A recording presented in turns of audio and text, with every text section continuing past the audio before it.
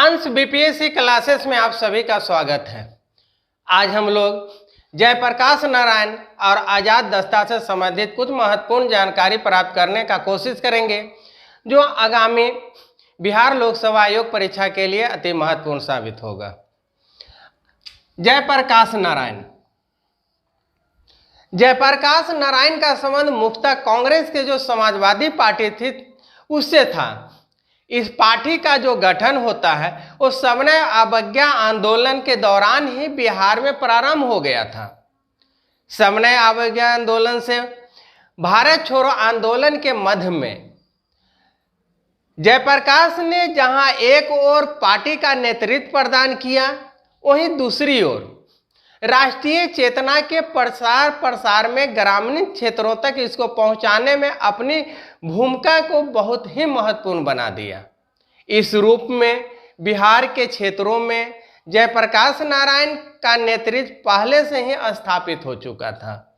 साथ ही साथ राष्ट्रीय स्तर पर भी इनकी पहचान स्थापित हो चुकी थी। भारत छोड़ो आंदोलन के दौरान 8 अगस्त 1942 को गांधी जी के द्वारा जब यह नारा दिया गया, करो या मरो, तो ब्रिटिश सरकार ने सर्वप्रथम किया क्या कि 9 अगस्त के प्रातः काल में ही जितने भी राष्ट्रीय स्तर के जो नेता थे या तो क्षेत्रीय जो महत्वपूर्ण नेता थे उनको गिरफ्तार कर लिया गया।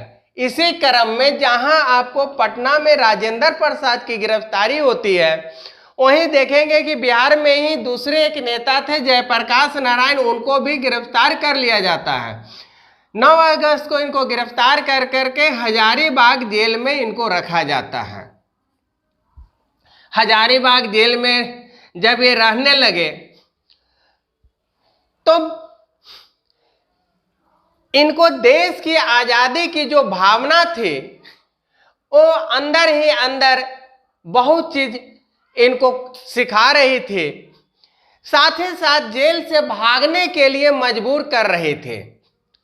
परिणाम यह निकला कि दीपावली के दिन जब पूरा भारत दीपावली का पर्व मना रहा था तो जयप्रकाश नारायण अपने कुछ साथियों के साथ हजारीबाग जेल से निकल करके भाग करके लोग नेपाल पहुंच गए। नेपाल की तराई में एक जगह है हनुमान नगर, यहां पर ये लोग पहुंचे। भारत छोड़ो आंदोलन के दौरान सर्वाधिक महत्वपूर्ण भूमिका इनका जो है वह है नेपाल से ही भूमिगत आंदोलन को चलाने का। जब सारे नेता जेलों में बंद थे, उसी समय भूमिगत आंदोलन ने भारत छोड़ो आंदोलन को अधिक से अधिक जुझारू बनाने में अपना योगदान दिया। बिहार के अनेक क्रांतिकारी जो थे वह लोग धीरे धीरे हनुमान नगर पहुंचना स्टार्ट कर दिए। इसी दौरान ब्रिटिश सत्ता को उखाड़ फेंकने के लिए नेपाल में ही से हम कहें तो जयप्रकाश नारायण के द्वारा आजाद दस्ता का गठन किया गया। जब इसका गठन किया गया तो इसका निर्देशक जो था उसे बनाया गया सरदार नित्यानंद।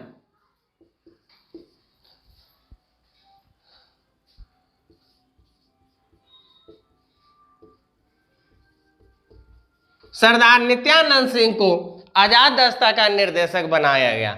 अब हम लोग देखते हैं आजाद दस्ता यानी बिहार और आजाद दस्ता।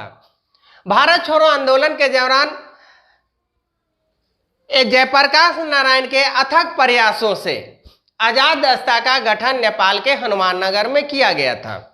इसका जो मुख्य उद्देश्य था वह था हिंसक कार्रवाई को करना, अर्थात हम कह सकते हैं कि यह जो दस्ता थे सरकार के विरुद्ध तोड़फोड़ की कार्रवाई करने के उद्देश्य से गठित किया गया था, ताकि जब युद्ध का प्रयास हो या तो सरकार के द्वारा जो युद्ध किया जाए उसमें बाधा पहुंचाया जा सके। आजाद दस्ता के जो उद्देश्य थे इसको राम मनोहर लोहिया ने 2 अभिरूपों में अधिव्यक्त किया है। पहला जो है वह है कि युवकों में जो हिंसक संघर्ष की भावना बन रही थी उसे सही और उचित दिशा को प्रदान करना।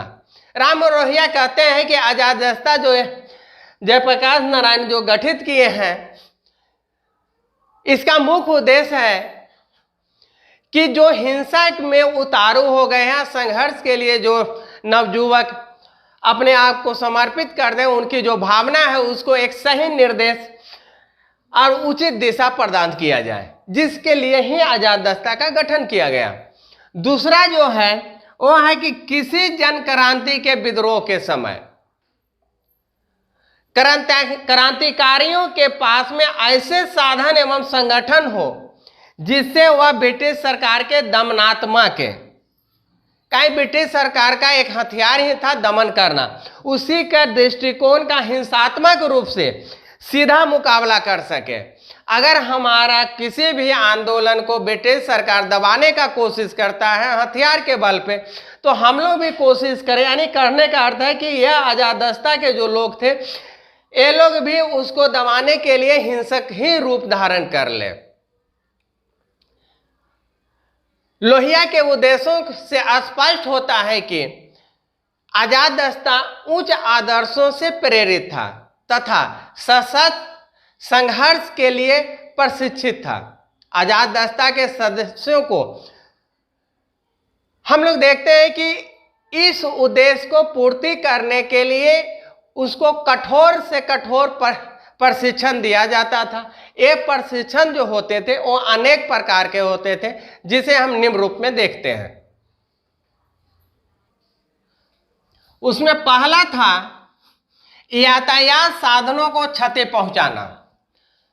जिस मार्ग से अंग्रेज दमन करने के लिए भारतीय क्रांतिकारियों को आते थे, उस रास्ते को ही तोड़फोड़ कर दो, जिससे कि वह समय पर ना पहुंच सके।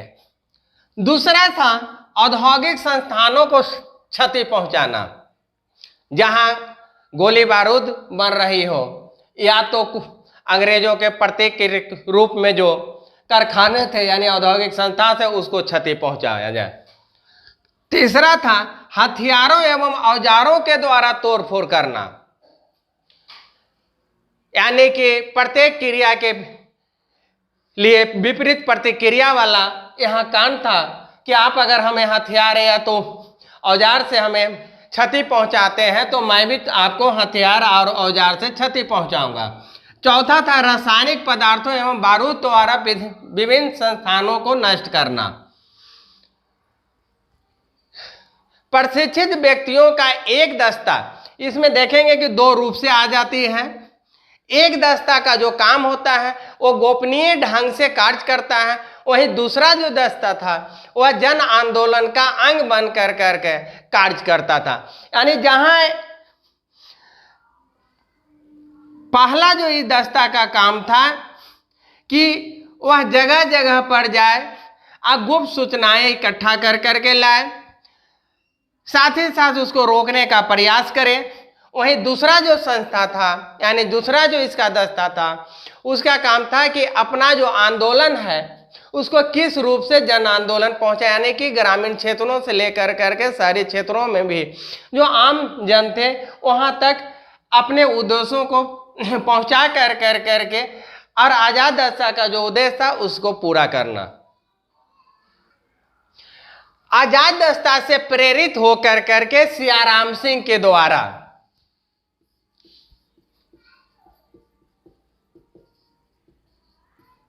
सियाराम सिंह के अथक प्रयासों से भागलपुर, पूर्णिया, किशनगंज आदि क्षेत्रों में सियाराम दल का गठन किया गया।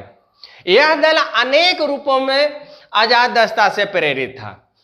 सियाराम दल के कार्यक्रम के चार प्रमुख बातें जो निकल करके आई थी वह था पहला धन का संचय,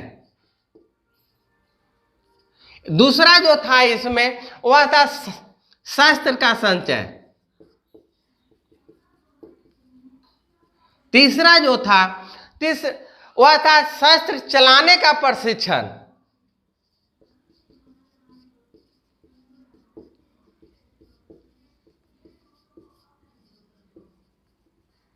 और चौथा था सरकार के द्वारा जो क्रिया हो उसका प्रतिरोध करने का संगठन, यानी सरकार का प्रतिरोध करने का संगठन।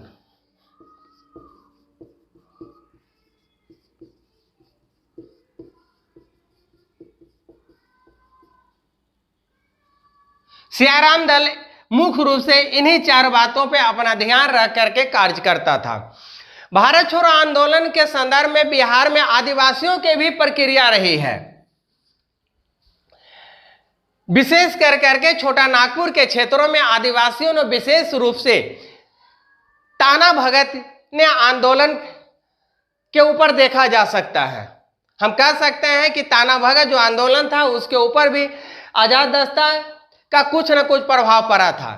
इसने भी अपने क्षेत्रों में ब्रिटिश सत्ता को काफी ही चुनौती दी थी।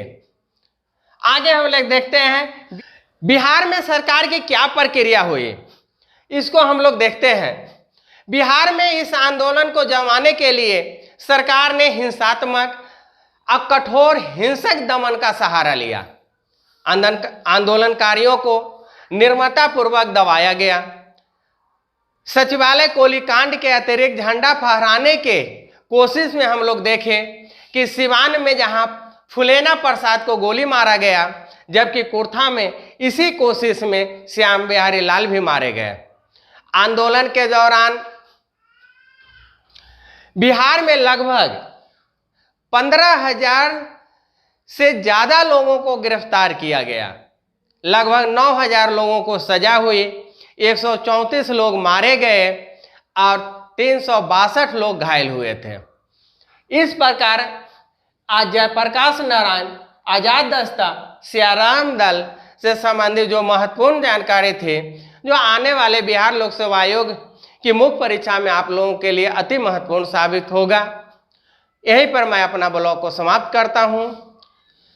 जो हमारे चैनल पे नए हैं वे लाइक करना, कमेंट करना ना भूलेंगे, साथ ही साथ शेयर करना एवं सब्सक्राइब करना और बेल आइकन घंटे को भी दबा देंगे, जिससे कि मेरा नोटिफिकेशन कोई भी आए और सर्वप्रथम आपके पास पहुंच सके। मिलते हैं अगले वीडियो में।